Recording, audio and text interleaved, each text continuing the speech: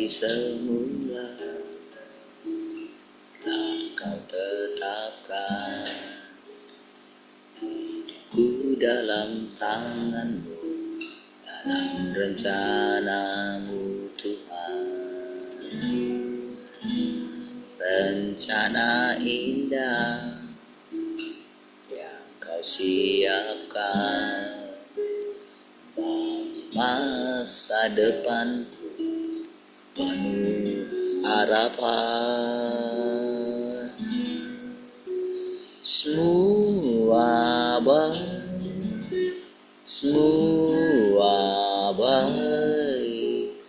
apa yang telah kau perbuat di dalam hidupku. Semua baik, sungguh teramat baik.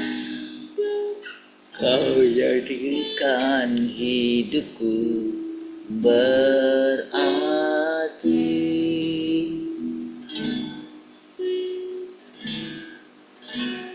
Dari semula telah kau tetapkan hidupku dalam tanganmu, dalam rencanamu Tuhan. Rencana indah yang kau siapkan bagi masa depanku yang penuh harapan. Semua baik apa yang telah kau perbuat di dalam hidupku. Semua baik, baik. Kau jadikan hidupku berarti. Semua baik, semua baik, semua baik. Apa yang telah kau perbuat di dalam hidupku. Semua baik, sungguh teramat baik. Kau jadikan hidupku, kau jadikan hidupku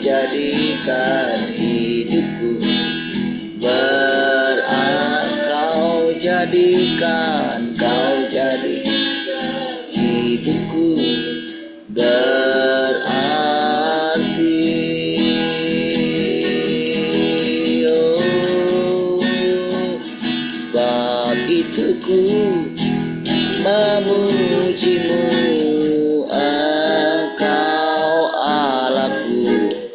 Mulutku kan selalu pujimu dan angkat tangan sembahmu, tinggikan namamu Yesus, kemuliaan bagimu.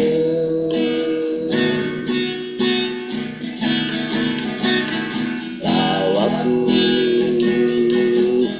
ke gunung kudusmu, di tempat kediamanmu, biar kemuliaan melingkupi hidupku, dan jiwaku kan dipuaskan. Hanya dekatmu itu yang ku perlu. Kau sumber penghiburanku,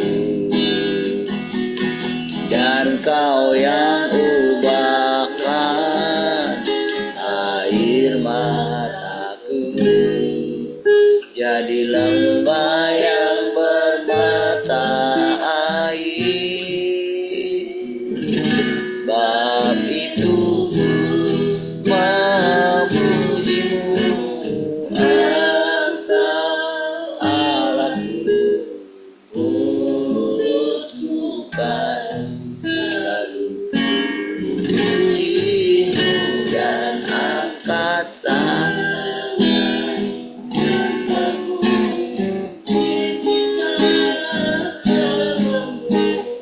Yesus kemuliaan bagimu.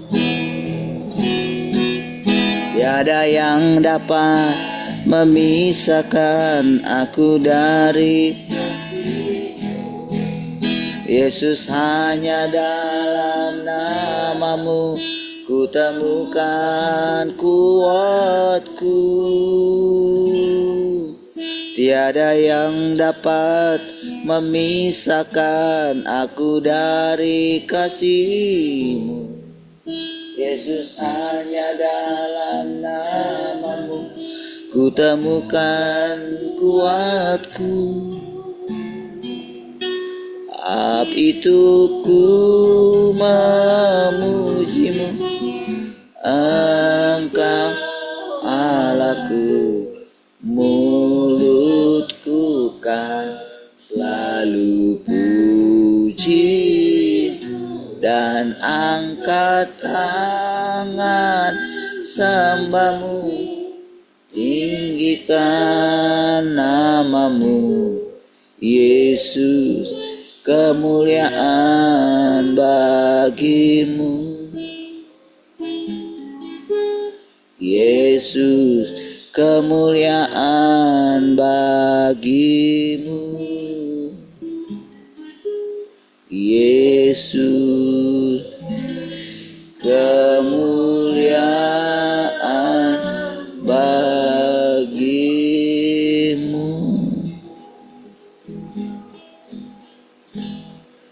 Si Tuhan, kami bersyukur pagi hari ini karena kami masih dapat bersekutu dengan Engkau. Terima kasih Tuhan, Engkau menemui kami dengan hidup-Mu kembali pagi hari ini. Melalui persekutuan dengan firman-Mu. Melalui memandang firman-Mu, kami memandang Engkau Tuhan. Terima kasih Tuhan, kami bersyukur. Terpujilah Tuhan. Haleluya. Semua yang mengasihi Tuhan sama-sama katakan amin.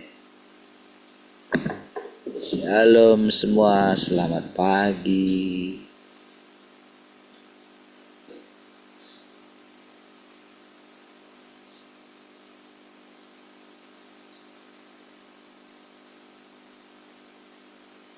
Salam Pak Tua, salam semuanya, selamat pagi. Iya, selamat pagi ya, bukan malam lagi ya.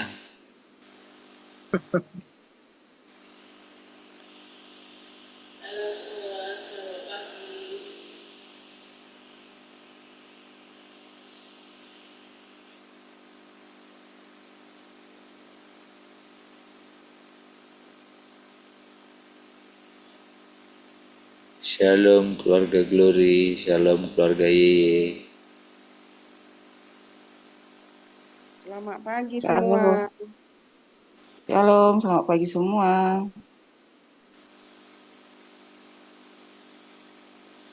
Shalom keluarga Tian. Baik.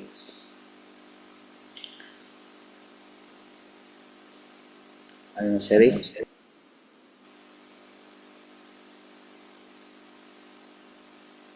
Sudahnya tadi Mak Tian.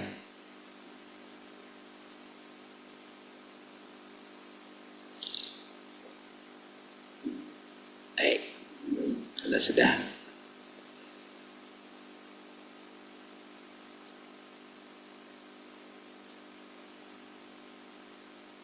Lanjutkan ya.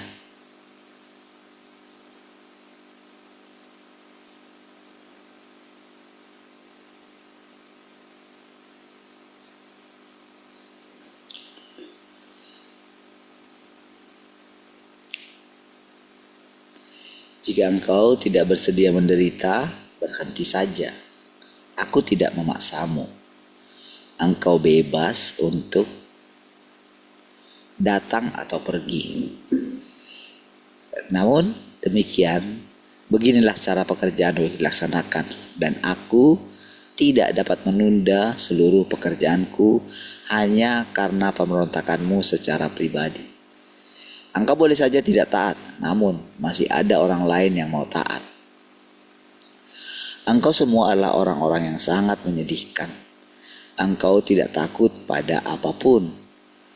Engkau menegosiasikan persyaratan denganku. Apakah engkau mau tetap hidup atau tidak? Engkau membuat rencana bagi dirimu sendiri dan berjuang demi ketenaran serta keuntungan dirimu sendiri. Bukankah seluruh pekerjaanku adalah demi dirimu? Apakah engkau buta? Sebelum aku menjelma menjadi manusia, engkau tidak dapat melihat aku. Dan perkataan yang telah kau ucapkan ini masih dapat diampuni. Tetapi sekarang aku telah berinkarnasi dan aku sedang bekerja di antaramu, tetapi engkau tetap tidak dapat melihatnya. Apakah engkau tidak mengerti? Engkau berkata telah menderita kerugian, jadi aku telah menjadi manusia untuk menyelamatkanmu, orang-orang yang keadaannya menyedihkan dan telah melakukan begitu banyak pekerjaan. Tetapi bahkan sampai sekarang engkau masih mengeluh. Tidakkah engkau akan mengatakan bahwa aku telah menderita kerugian? Bukankah segala yang telah kulakukan itu adalah demi engkau? Aku memberikan sebutan seperti ini kepada orang-orang berdasarkan tingkat pertumbuhan mereka sekarang. Jika aku menyebut dirimu kontras, engkau pun langsung menjadi sebuah kontras. Demikian juga jika aku menyebut dirimu salah seorang umat Tuhan, engkau pun langsung menjadi umat Tuhan. Nah, perhatikan ya saudara. Seperti yang saya jelaskan beberapa kali saudara ya. Ketika Tuhan mengatakan Ayub menjadi orang yang saleh gitu kan, itu sudah dipikirkan oleh Tuhan. Tuhan sudah tahu dirinya gitu loh. Jadi pencipta itu saudara, dia tidak dapat berdusta. Apapun yang dikatakan dia langsung menjadi kenyataan gitu.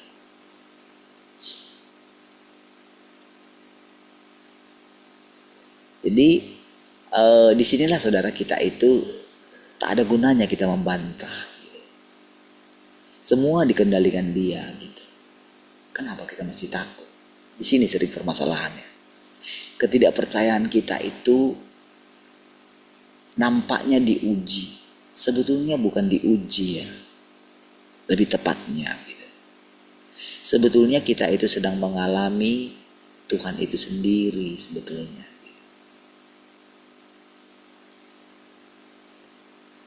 Jadi hal apapun yang tersembunyi itu akan terbongkar begitu saja. Dan memang tujuannya itu supaya kita menyadarinya gitu. Supaya pada akhirnya gak ada lagi sungut-sungut di dalam diri kita gitu. Mau apa saja gitu yang kita lihat akan diperhadapkan kepada kita. Bahkan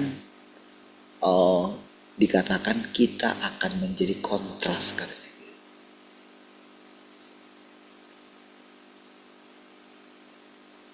Kenapa saudara sering sekali ketika kita menghakimi orang sering terjadi kepada kita seperti itu? Kita bisa melihat diri kita sendiri. Nah, apalagi ketika benar-benar kita dijadikan menjadi kontras gitu. Itu kan sesuatu yang sangat boleh dikatakan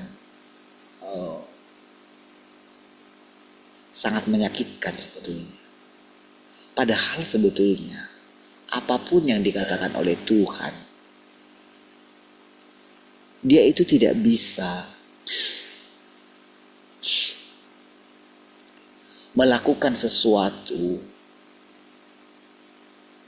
demi membuat ciptaannya itu menderita. Gak bisa. Bukan itu tujuan aslinya. Dia bukan iblis. Iblis itu kontrasnya dia gitu. Di sini letak permasalahan manusia itu, saudara. Mau manusia itu melupakan Tuhan atau menolak Tuhan sudah datang berinkarnasi di dalam daging, saudara. Walaupun dia menolak gitu, nggak bisa menghapus kenyataan kalau dia sudah datang di dalam daging. Semakin hari, saudara, kita semakin melihat bagaimana otoritas daripada firman ini. Padahal, saudara, firman ini diucapkan oleh manusia biasa, gitu. Bahkan lebih biasa lagi daripada Yesus, gitu.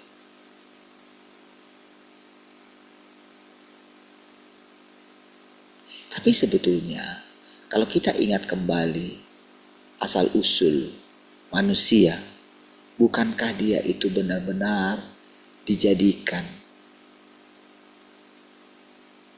boleh dikatakan setara juga dengan Yesus gitu.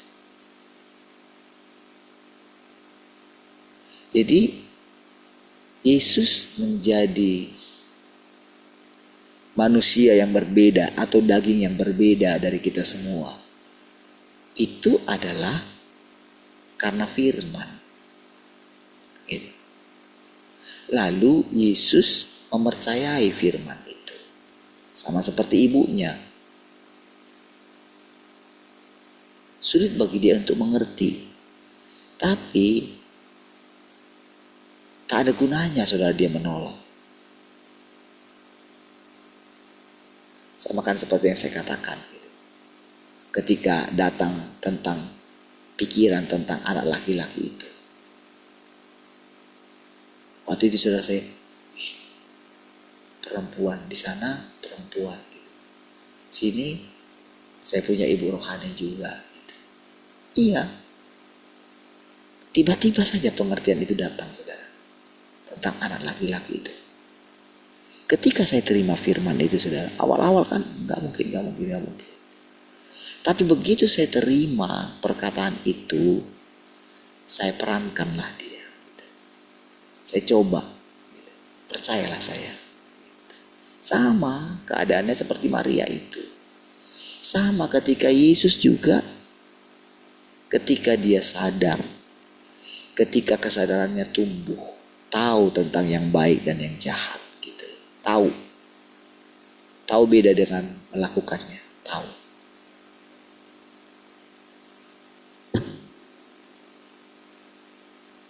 Masih hanya tahu saja. Nah, disitulah dia itu mulai menyadari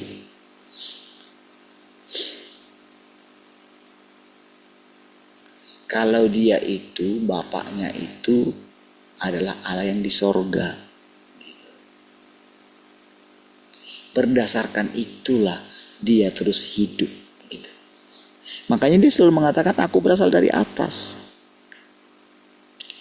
Jadi, bukankah Tuhan Yesus berkata juga kepada murid-muridnya, kamu bukan dari dunia ini?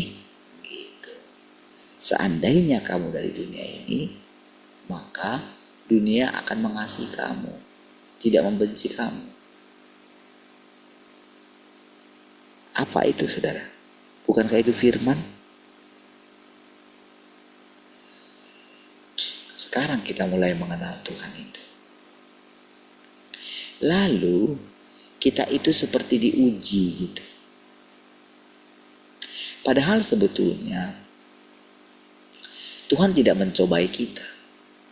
Tidak.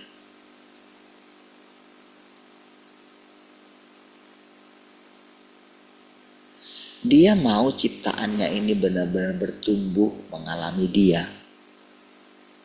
Itu sebetulnya. Makanya simpan dalam pikiran kita. Bagaimana watak Tuhan itu? Gak mungkin dia berdusta. Gak mungkin dia setia. Gak mungkin dia menolak orang yang datang kepada dia. Yang gak mau datang aja masih bisa datang gitu. Kapan saja, kamu bisa datang kapan saya suka mulai. Gitu. Tapi aku tidak bisa menghentikan pekerjaanku. Itu urusanmu sendiri. Mau kamu tidak percaya, mau kamu tidak menerima kamu itu kontrak atau tidak, itu urusanmu. Jadi Tuhan tidak akan melanjutkan perdebatan. Tak ada gunanya. Dibiarkan sampai nanti saudara tiba pada satu kesadaran gitu. Mau kapan? Mau 10.000 tahun? Mau 1.000 tahun?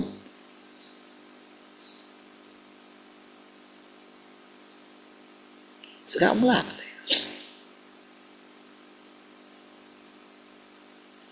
Sementara langit baru dan bumi baru itu pasti menjadi kenyataan. Gak mungkin tidak, karena sudah diucapkan. Sedangkan kata-kata yang sembarangan saja diucapkan, itu jadi. Apa yang vonis dokter dari yang tidak ada sakit itu jadi ada kok. Ketika mereka menyebut, oh itu penyakit ini, katanya. Udah jadi itu.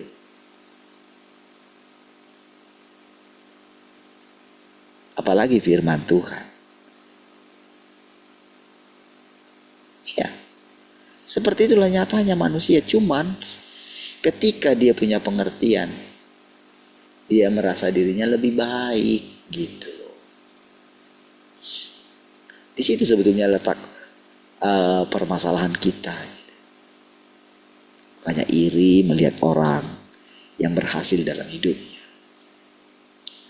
Padahal dia nggak benar. Sementara kita benar, kita berusaha melakukan firman-Nya,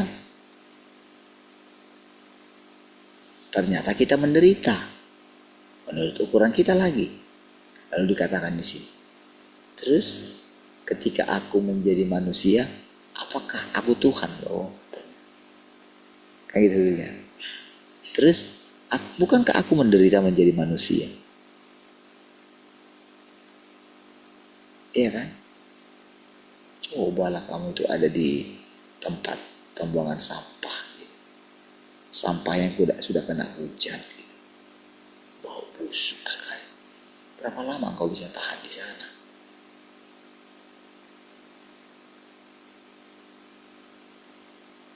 Tetapi ada orang-orang tertentu yang memang sudah hari-hari memang kerjaannya di situ. Bukankah hidupnya akan menyesuaikan?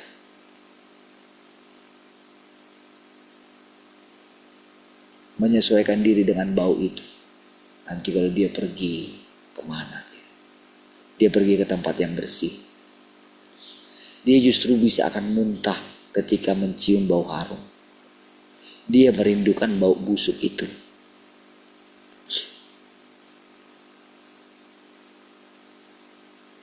Ya kan? Mungkin bau busuk itu bisa membangkitkan seleranya makan. Iya.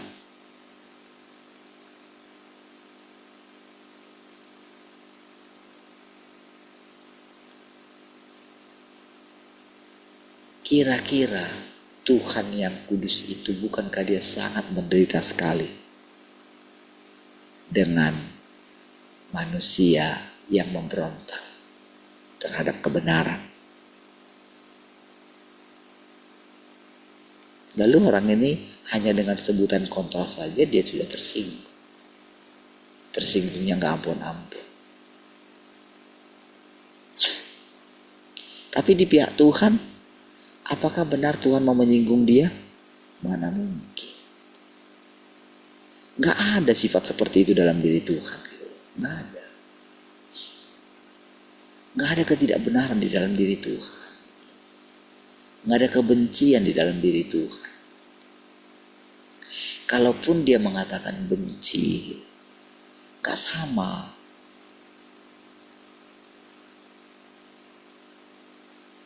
Ini yang membuat Yunus itu stres juga. Ketika dia mengampuni orang Niniwe.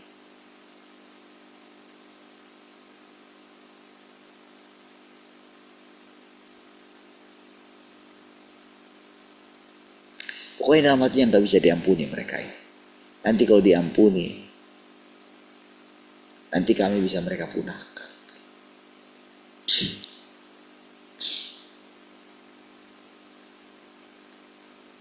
Seperti itulah saudara. Pada akhirnya saudara, orang-orang yang berusaha menyelamatkan nyawanya, ya, disitulah kita tersiksa. Disitulah manusia itu tersiksa.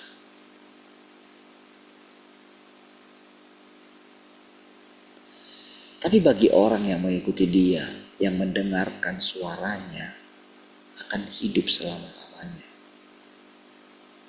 Tidak akan mati lagi. Tapi sekarang, jalan hidup kita itu sudah berbeda. Sudah berbeda.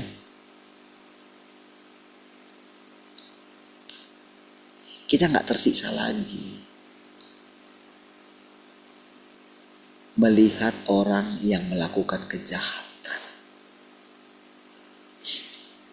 Makanya coba bayangkan ketika pertama kali iblis itu diusir gitu. Wah, kalang kabut dia. Itu sudah jutaan tahun ketika dia diusir. Kita nggak tahu kan? Makanya kita katakan jutaan tahun. Tapi bisa aja kalau kita cerita, itu kayak kemarin sore kejadian.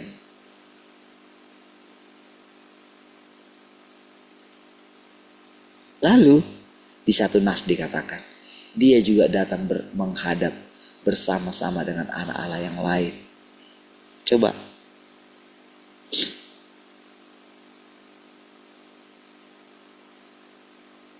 Gimana lah kira-kira waktu itu Gabriel atau Mikail gitu, ketika melihat iblis itu datang menghadap gitu. Lalu diajak ngobrol lagi sama Tuhan gitu. Dari mana saja engkau? Loh, kok masih diurusin? Ya kan? Tapi kalau kita bayangkan cerita itu, kok ada yang bisa cerita seperti itu? Kan itu Ayub yang menulis. Kok bisa ada ya cerita seperti itu? Gimana ceritanya? Itu kan kayak fiktif lah.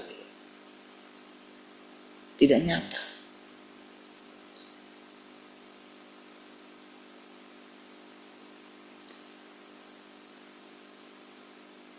Banyak saudara di dalam kitab yang mereka sebut kitab suci gitu. Ada kisah yang mereka karang-karang sendiri saudara. Tapi tahukah saudara, mereka juga menjadi salah satu agama terbesar di dunia ini. Itu kisah-kisahnya tuh banyak yang fiktif, kayak apa namanya, Abu Nawas gitu loh. Sebetulnya cerita-cerita di dalamnya itu banyak seperti itu. Tapi tahukah saudara, mereka bisa hidup dengan kebohongan. Bagaimana juga dengan ateis saudara? Kok bisa mereka bertahan? Orang tidak percaya. Gak peduli mereka adanya Tuhan. Tapi bukankah secara tidak sadar mereka itu merindukan sesuatu sosok yang tetap melindungi dan menjagai mereka?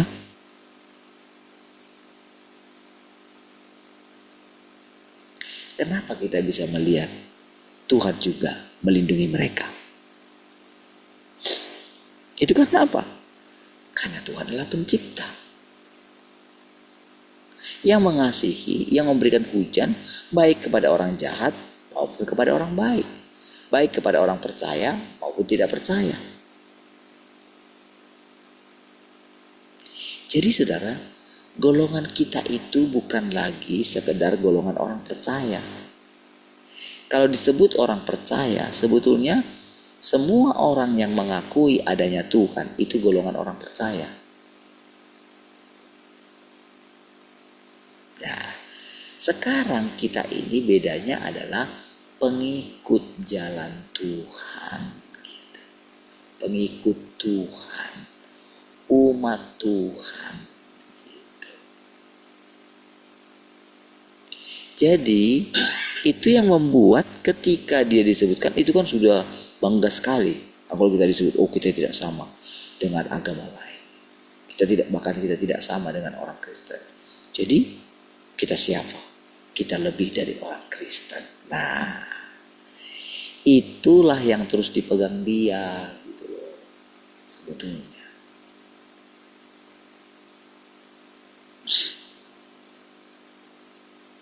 Itu yang membuat kita itu saudara akan tersisa. Sudahlah, biarkan.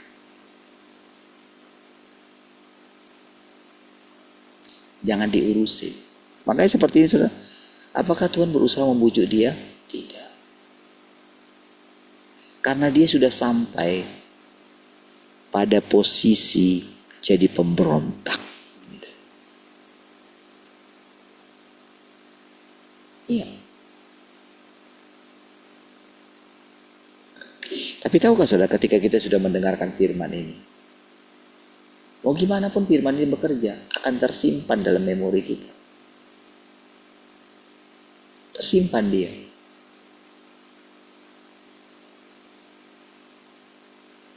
Sehingga membuat kita gak akan berani lagi menyanggah Tuhan seperti orang ini. Tapi di sisi lain masih ada.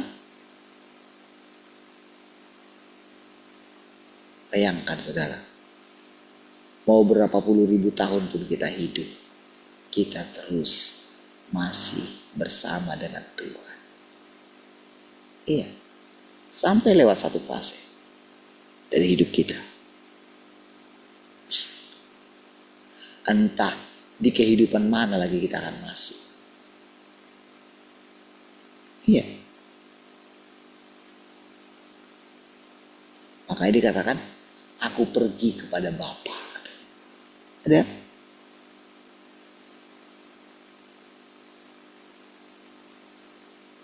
Sekarang saudara, bisakah kita bayangkan Yesus itu wajahnya seperti apa? Mana bisa lah. Dengan sekarang saudara mendengarkan saya, apakah saudara harus mencari-cari pribadi yang mengatakan semua firman ini pertama kali? Tidak. Dengan saudara mendengarkan saya, saudara mendengarkan Tuhan. Tapi apakah orang yang mengatakan seperti tadi, apakah dia Tuhan? Bukan. Tetapi bisakah orang itu menjadi Tuhan yang berinkarnasi? Kalau misalnya saya mengatakan jadi proses, bisakah?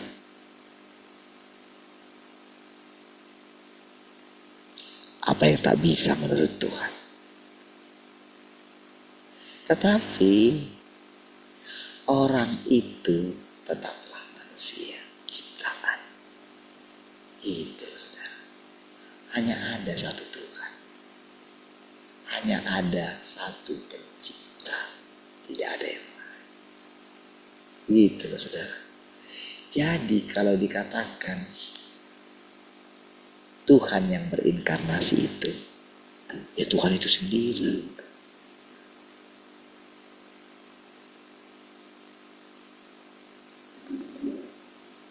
Jadi sama seperti sesederhana kita menangkap firman ini, saudara. Cobalah, masa kesalahan yang disampaikan Tuhan Yesus hanya selesai dengan kata, ingatlah akan aku ketika engkau sudah sampai pada kerajaan. Ketika dia hanya menyadari dia orang berdosa. Kan itu kan masalahnya.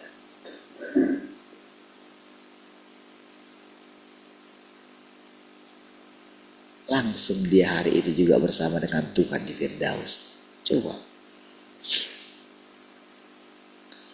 Adakah orang-orang lain yang baik, orang-orang baik di Yerusalem pada waktu itu yang mati mendengarkan kata-kata itu? Adakah? Nggak ada. Nggak ada.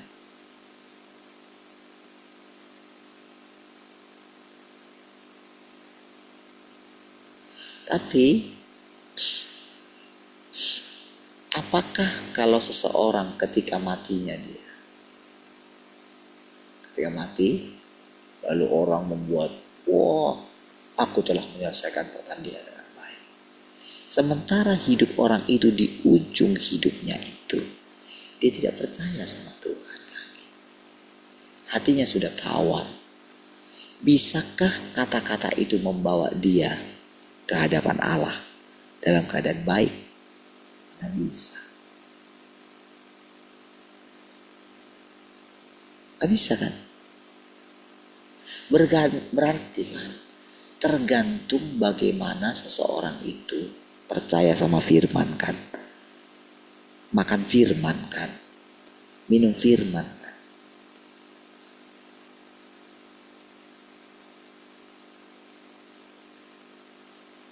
Iya kan?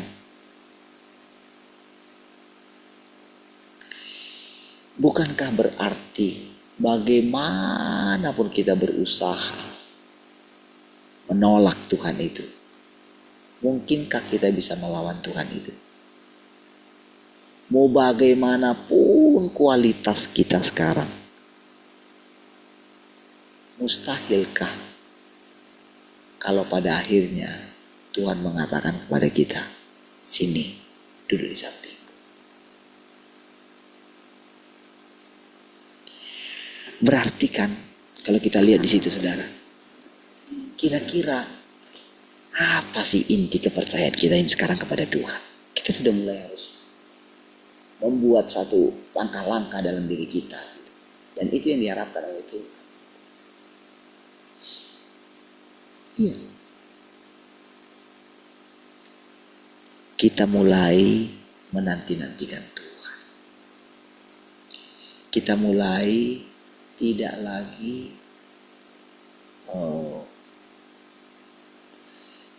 bersungut-sungut dalam hidup kita. Kita takut menjadi murung gitu. Iya.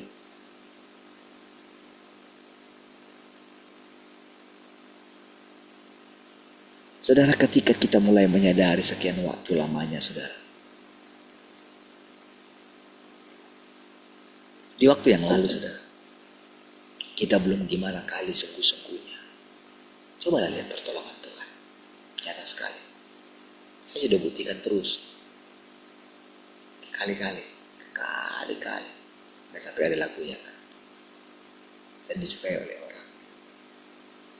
Tapi apakah kita mau hidup terus seperti yang berkali-kali itu? Artinya kan kalau berkali-kali, kita itu masih kayak terus gitu. Seperti yang saya alami, sampai kapan kamu kayak gini? Kenapa kamu selalu membuat dirimu itu kayak gak punya Tuhan? Kenapa kamu selalu membuat dirimu itu kayak orang gak punya apa-apa? Kenapa kamu bisa minder kayak gitu?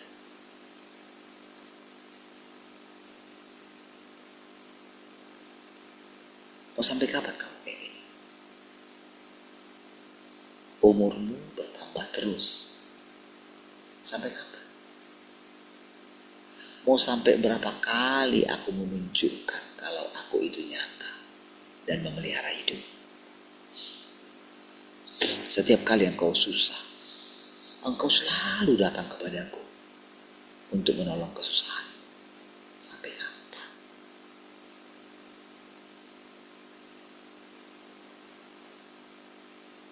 Kenapa engkau tidak percaya kalau engkau sedang berjalan bersama dengan aku?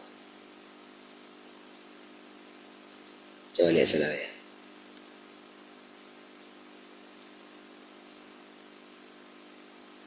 Bagaimana kata-kata Tuhan itu, saudara? Coba lihat saudara ketika kita bersekutu setiap pagi, saudara. Coba kita bayangkan, saudara. Coba kita lihat. Bagaimana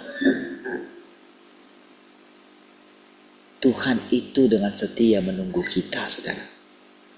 bukan saya. Tapi saya juga. Bukankah kalau dalam hal ini saudara, bukankah kita itu semua juga merasakan malas juga? 5 menit lagi, 10 menit lagi. Akhirnya kita sampai sekarang ini saudara, sudah sekian lama kita sulit untuk kembali benar-benar 4:30 mulai. Walaupun saya sudah ada di sini, itu di bawah 4:30, tetap juga munculnya, sudah berkali-kali coba.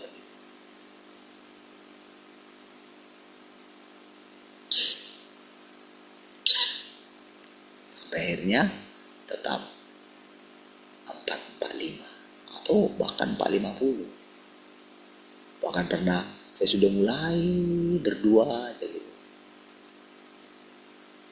Sampai jam 5 lewat biasanya. Kira-kira saudara, kan semua sama-sama kita diuji. Ya kan? Kita sama-sama manusia di situ. Ya kan? Yang satu seperti saya bisa saja jengkel sama saudara. Ya kan? Di pihak saudara, wah sudah lebih baik daripada saya tidak datang sama sekali. Kan itu kan pikirannya kan? Bisa punya banyak sekali alasan. Tapi sekarang, coba masing-masing kita itu kita bayangkan kalau Tuhan yang menunggu kita.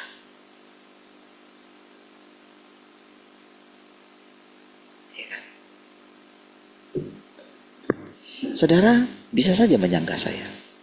Itu gak masalah. Iya. Dan kalau saudara menyangka saya, kalau saya sebagai manusia, saya bisa tersinggung. Kalau saya nggak tersinggung, Tuhan itu jadi Tuhan yang mati. Gitu loh saudara.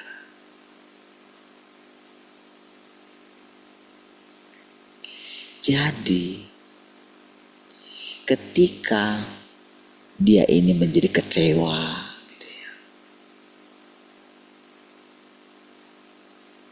Ketika dia disebut kontras. Tahukah saudara? Pada saat Tuhan mengucapkan itu, disitulah iblis itu benar-benar diporak-porandakan kerajaannya. Ya. Bangunan yang dibuat dia itu porak-poranda. Kalau iblis ada di sana, gitu. Kalau dia masih eksis, gitu. Kan Tuhan sudah berulang kali mengatakan, dia dilemparkan dari surga katanya. Tuhan mengatakan. Hari penghukuman sudah tiba sama dia. Sudah dalam kitab Wahyu. Tahukah saudara, begitu diucapkan, itu sudah terjadi sebetulnya sama dia. Jadi kata-kata itu sebetulnya, kata-kata nubuatan dalam kitab Wahyu itu, sebetulnya kan itu firman. Kalau kita tahu semua itu sudah terjadi gitu, maka coba lihat, kan berarti kan ada orang-orang yang dilindungi. Si anak laki-laki itu dirampas ketatanya katanya.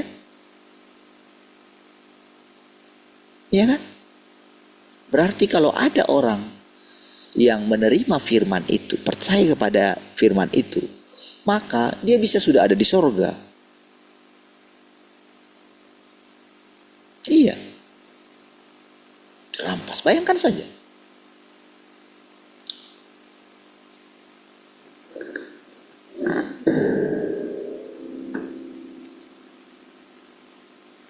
Anak-anak kita saja mengalami banyak hal ketika mereka itu percaya dan melakukannya. Mereka belum seperti kita. Apalagi kita.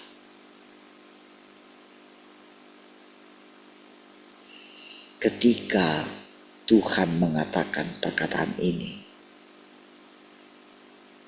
bukankah kalau ada iblis di sana, Kan dia berpikir juga. Tapi dia itu benar-benar lawan daripada Tuhan. Ada yang bisa lawan Tuhan? Gak ada. Tapi ketika dia memainkan peran itu, bukankah benar-benar saudara? Kalau kita mau melihat satu benda gitu ya. Jadi untuk melihat gelap itu harus disandingkan dengan terang. Itulah kontras namanya.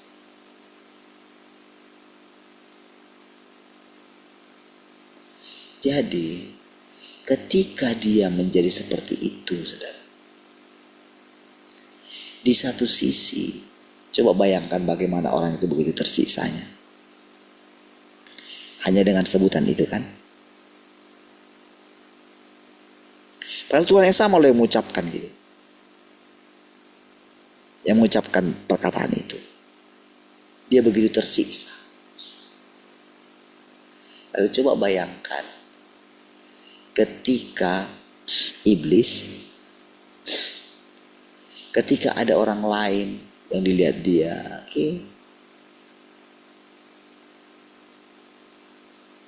Lalu orang yang paling sudah menganggap dirinya umat Tuhan itu tiba-tiba dia disamakan dengan iblis.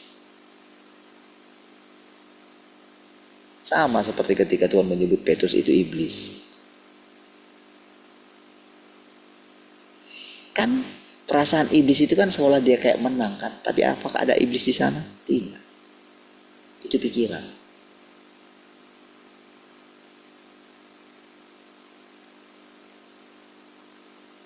Pada waktu itu saudara, Petrus tidak marah. Iya, ketika dikatakan iblis. Berarti ketika Petrus terus mengikuti Tuhan, bukankah tanpa sadar iblis mengikuti Tuhan?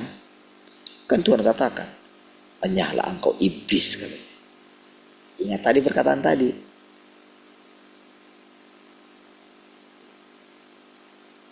Bahwa apapun yang dikatakan Tuhan langsung jadi. Engkaulah umat Tuhan. Kamu umat Tuhan. Jadi langsung kan?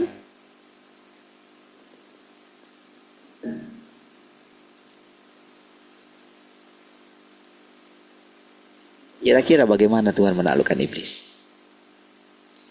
Bagaimana membuat iblis tersiksa?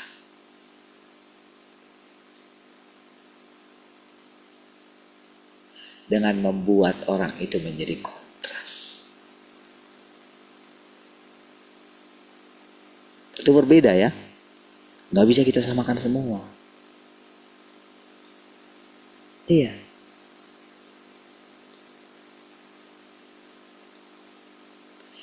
Itulah perjalanan kita saudara. Perjalanan menyingkirkan iblis. Sekarang kan sulit kan kita. Mulai kita sekarang kan punya pemikiran yang baru kan. Kalau orang lain mendengarkan ini, kalau yang dipikirin dia hanya sebatas yuda yang penting surga aja lah, sudahlah gak usah pusing-pusing gitu. Gak mau dengarkan ini. Walau. Iya, dan Tuhan tidak memusingkan orang itu. Iya. Sama seperti kita sekarang, mana perlu kita pusingin semua. Apakah kita semua tahu masalah-masalah yang terjadi? Di Batam ini saja saudara, kalau kita mau pergi kemana aja. Aduh. Ada banyak sekali saudara. Kesulitan yang kadang-kadang kalau kita ikuti gitu. Cobalah baca berita. Jengkel kan ya, ya kan?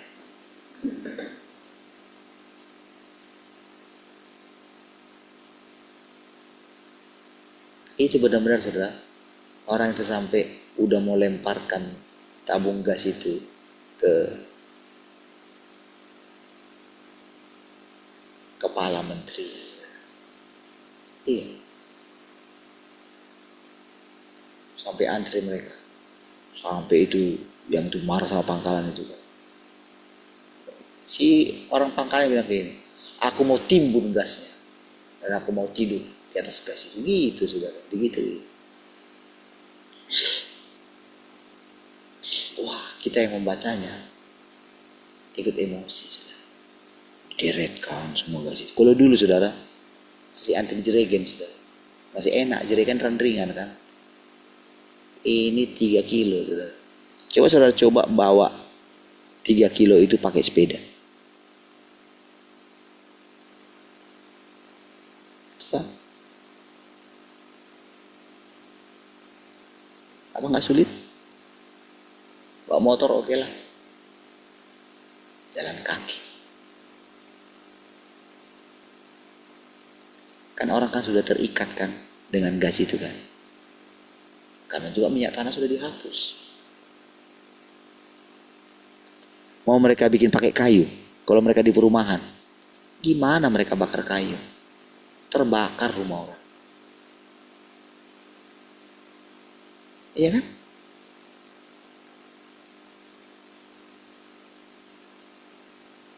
Bukankah itu sangat menjengkelkan saudara? Bukankah akan bisa memicu satu kerusuhan? Tapi tahukah saudara, justru itu yang diinginkan orang-orang tertentu untuk menutupi kasus mereka. Coba.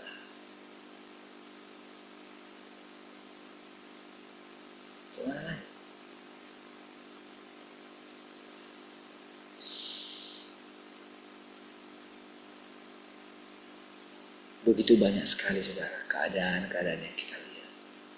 Masih ingat dulu kejadian yang dulu si Sambo itu, semua ditunjukkan. Lihat bagaimana emosi kita. Semua orang ikuti. Itu nyata-nyata sekali saudara. Tapi begitu tidak berapa lama udah lupa, orang-orang yang terlibat itu naik jabatannya kembali. Ya kan?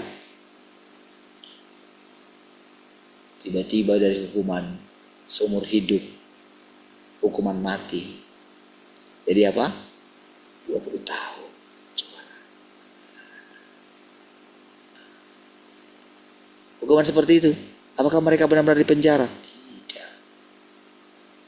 Walaupun mereka di penjara, semuanya seperti rumah mereka, semuanya ada. Iya. Iya kan? Tapi apakah mereka itu bisa lolos dari penghukuman Tuhan? Gak bisa. Gak bisa. Gak ada yang bisa lolos. Nampaknya sekarang mereka lolos. Di kehidupan selanjutnya mereka tidak pernah bisa lolos. Iya. Itulah siklus terus. Sampai terpisahlah semua. Ya. Tinggallah yang namanya umat Tuhan. Bagaimana kita menjadi umat Tuhan? Nah, kira-kira seperti tadi, seperti ini tadi kalau posisinya saudara. Coba saudara bersikap.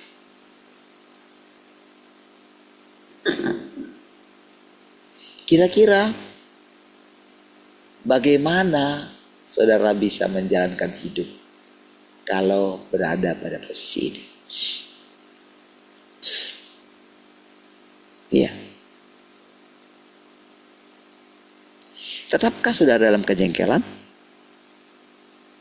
Tetapkah saudara menyalahkan Tuhan? Bisakah saudara mengajari Tuhan? Seperti itulah proses kita belajar saudara terus. Itulah namanya mengumpulkan minyak.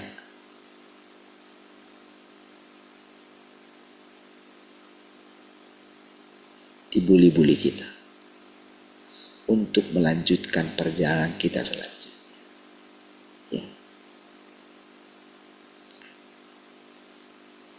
Di sini kita benar-benar di satu sisi kita tidak bergantung kepada manusia, bergantung kepada Tuhan. Tapi di sisi yang lain, kita juga bergantung satu dengan yang lain. Itulah saudara. Makanya Tuhan katakan saling menolong. Iya. Karena di kehidupan selanjutnya mungkin kita yang akan ditolong. Di satu fase, kalau kita itu memang menolong. Tapi di kehidupan selanjutnya, di perjalanan berikutnya, mungkin kita yang ditolong. Itulah prosesnya. Sampai membuat kita itu menyatu satu dengan yang lain.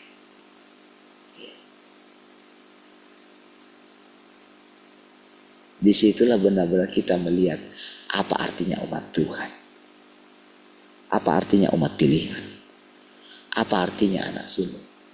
Kalau dengar anak sulung mereka itu, mereka mau mencapai itu saudara. Kadang mereka lupa loh saudara. Mungkin mereka berpikir, jadi Tuhan yang berinkarnasi. Hebat gitu. Apanya yang hebat saudara? Apa dia nikmati semua? Dia harus meratap. Dia harus berdoa untuk saudara-saudarinya. Dia harus tidak lagi menikmati kesenangan dunia ini. Ya. Dia terus berbicara. Bayangkanlah. Gimana terus bisa berbicara kepada saudara setiap hari. Kalau misalnya saya masih yang dulu, gak mungkin saudara bisa seperti ini. Mana mungkin. Gembala kita yang dulu aja pernah dia buat, mereka sudah mencapai 3 tahunan juga saudara. Sekarang kan sudah gak ada lagi. Dulu kita pakai siaran radio, Morning Blessing, gantian. Pergi ke Duta Mas, gantian semua berbicara dari sana. Ya kan? Banyak orangnya.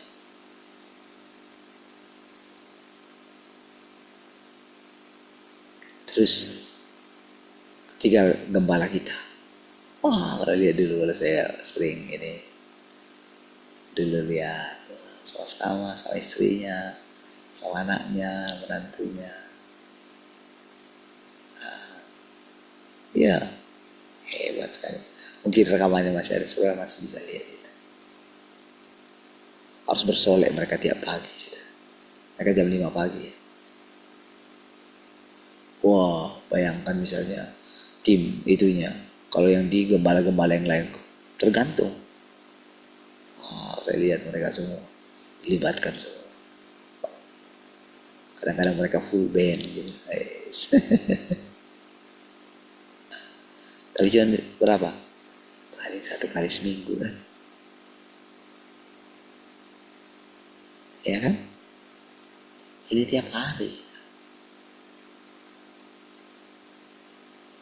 Apalagi yang bisa saya katakan setiap hari. Tapi cobalah lihat. Dari persekutuan kita. Cobalah lihat bagaimana Tuhan yang tidak kelihatan itu bisa menerangkan kepada kita. Gimana sistem kerjaan dalam otak saya?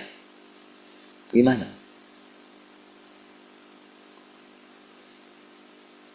Dan bukankah saudara juga mengalami hal yang sama?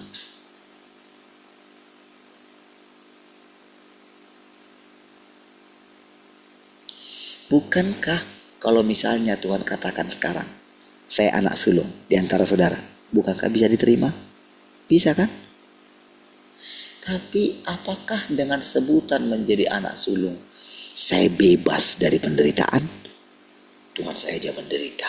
Masa saya bebas dari penderitaan? Itu loh. Tuhan saya saja dikutuk. Masa saya bebas dari kutukan? Itu loh pola pikir kita yang berubah. Tapi apakah dengan keadaan itu kita itu menjadi tersiksa dengan kutukan itu. Iya, salah kaprah sekali kan kita sebetulnya kan. Iya kan? Atau boleh kita katakan bodoh sekali saya.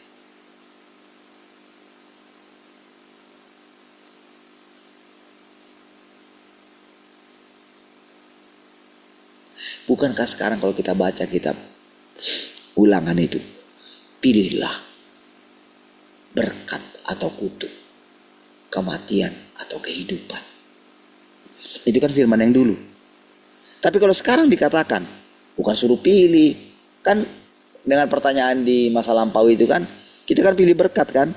Pokoknya banyak orang doa ya habis itu dinyanyikan sehabis ini. Karena mereka apa? Ingin diberkati kan. Kutuk, nggak mau mereka.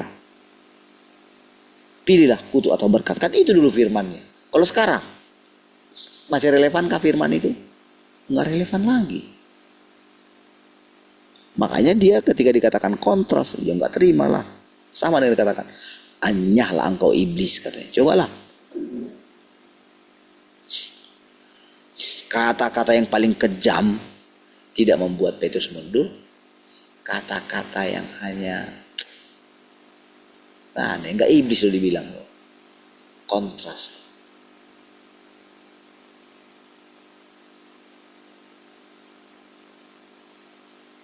Tuhan yang ngomong kok. Apakah Tuhan itu seperti manusia yang gak bisa handle semuanya? Enggak kan? Kalau kita nggak bisa kita handle semuanya. Makanya kita nggak bisa bilang, aku sudah kayak gini. Makin capek nanti kita sudah. Makin tersiksa kita nanti. Tuhan tidak menginginkan kita tersiksa. Tapi bukankah kita tersiksa karena kita nggak percaya sama firman itu? Kita melawan dia. Nanti kalau kita bilang gitu, gitu kan, pikirin firman kayak gini, capek lah, nggak usah dengerin lah, suka enggak.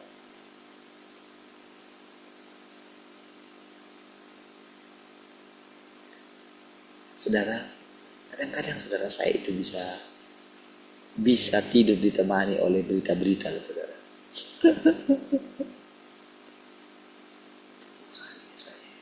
Gitu. Kadang-kadang suara itu saudara bisa sangat sampai bayangkanlah mereka ngomong aja pergi sampai tertidur saya. Iya.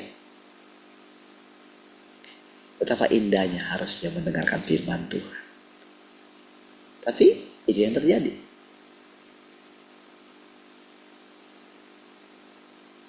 Tapi tahukah saudara? Apapun itu, semua bisa dikendalikan oleh Tuhan. Iya, kadang-kadang Tuhan biarkan kita itu. Oke, ayo, saudara. Dibiarkan kita, saudara. Sama seperti tadi bilang, sudahlah, sekarang pergilah. Oke, aku nggak ngurusin lah. Cobalah, gitu. Nanti kalau aku ucapkan nanti pergilah ke neraka, nanti kamu tersinggung lagi. Gitu katanya. Sekarang kenapa Tuhan bisa ucapkan semua perkataan ini sama kita? Tahu kenapa? Kenapa saya bisa sebebas ini bicara? Karena saudara mulai mengenal Tuhan itu. Diam-diam dalam hati saudara. Saudara mulai menemukan wajah Tuhan. Gitu. Saudara mulai berjumpa dengan Tuhan itu. Walaupun pada kenyataannya dalam kehidupan sehari-hari, ya lupalah Tuhan itu. Oke, itu gak dipermasalahkan sama Tuhan. Ya karena memang engkau manusia bukan Tuhan. Gitu loh, itu yang membuat Tuhan itu bebas. Jadi dengan dia mengatakan Tuhan berikan kasih, dia itu benar-benar lepas dari intimidasi. Nah, kira-kira kayak gitu. Walaupun ya sebetulnya masa Tuhan terintimidasi? Enggak. Karena saudara, manusia itu ciptaan itu selalu iri sama dia. Iblis itu iri sama dia terus. Itu yang membuat dia mau bikin kerajaan gitu loh. Iri dia.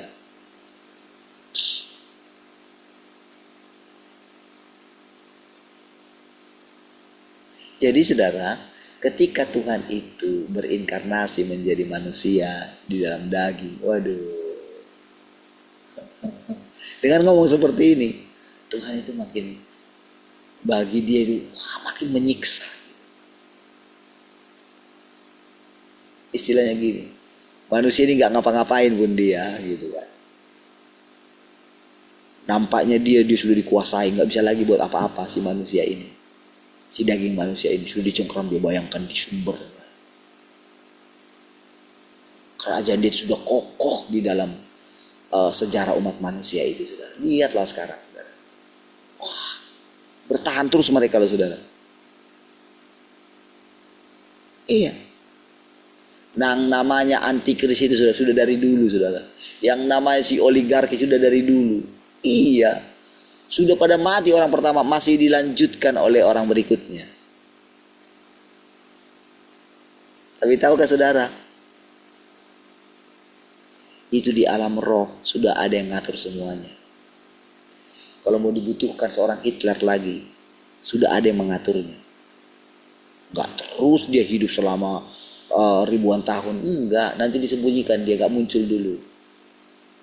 Muncullah orang-orang yang berhikmat membangun kota. Iya, ada kayak gitu. Nanti ada yang menghancurkan.